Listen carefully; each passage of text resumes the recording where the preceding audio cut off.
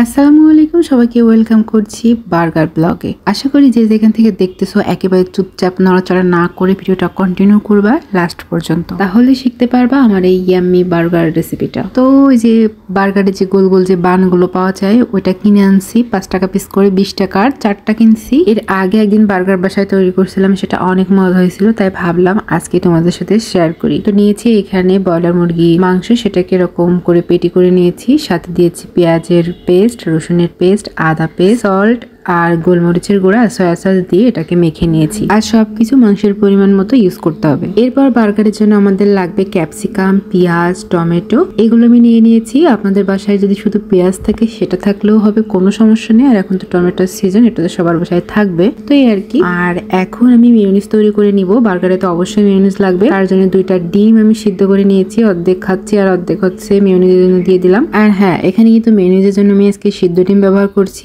আর ডিমটা অবশ্যই ফুল বয়েল হতে হবে, নট হাফ বয়েল। একটা রসুনের কোয়া নিয়েছি, একটা কাঁচা মরিচ নিয়েছি। আর মেয়োনিজটা একটু বেশি টেস্টি করার জন্য দিয়ে দিতে হবে অবশ্যই গুঁড়া দুধ। তো আমি এখানে 10 টাকা একটা প্যাকেট কিনে আনছিলাম, সেটাই দিয়ে দিলাম। আমরা বাঙালি, দাঁত থাকতে কি আর কোনো কাছে লাগে। আর 7-8টার মতো গোলমরিচের গুঁড়া ক্রাশ করে ভেবে দিয়ে দিচ্ছি। এরপর দিয়ে দেবো 2 টেবিল চামচের মতো সয়াবিন তেল, 2 টেবিল চামচের মতো নর্মাল পানি। যেহেতু সিদ্ধ ডিম এটা অনেক ঘন, তাই একটু লিকুইড করার জন্য অবশ্যই পানিটাকে ব্যবহার করতে হবে। সাথে আরো দিয়েছিলাম, ওই ভিডিওটা আমার স্কিপ হয়ে গেছে, সেটা হচ্ছে চিলি ফ্লেক্স দিয়েছিলাম সামান্য পরিমাণ, অরিগানো দিয়েছিলাম, ভিনেগার দিয়েছি 1 টেবিল চামচের মতো, আর 2 টেবিল চামচের মতো আমি চিনি অ্যাড করেছি। দিয়ে সবকিছু ভালো করে ব্লেন্ডার করে নিলেই হয়ে গেল ইয়াম্মি ইয়াম্মি একটা মেয়োনিজ। সিদ্ধ ডিমের এই মেয়োনিজ কিন্তু অনেক মজা হয়, চাইলে তোমরা ট্রাই করতে পারো বাসায়। আর এখানে সেই মাংসের পেটিটা আমি ব্রেড ক্রাম্বস দিয়ে কোট করে নিয়েছি, আর এইগুলোকে ফ্রাই করে নিয়েছি। আর এখানে কিন্তু বার্গারের বানগুলো কিন্তু আমি চুলাতে একটু সেকে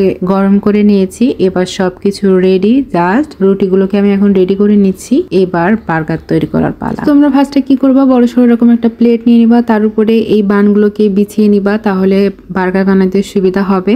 আর এখানে আমার হোমমেড টমেটো সসটা, সেটা এখন ফার্স্ট টাইমে ব্যবহার করব। তো সবগুলোর উপরে আমি একটু একটু করে এভাবে সস দিয়ে নিয়ে চামচ দিয়ে বিছিয়ে নিলাম। এরপর দিয়ে নিচ্ছি আমার সেই রিসেন্ট তৈরি করা মেয়োনিজটা, সেটাও আমি দিয়ে দিচ্ছি।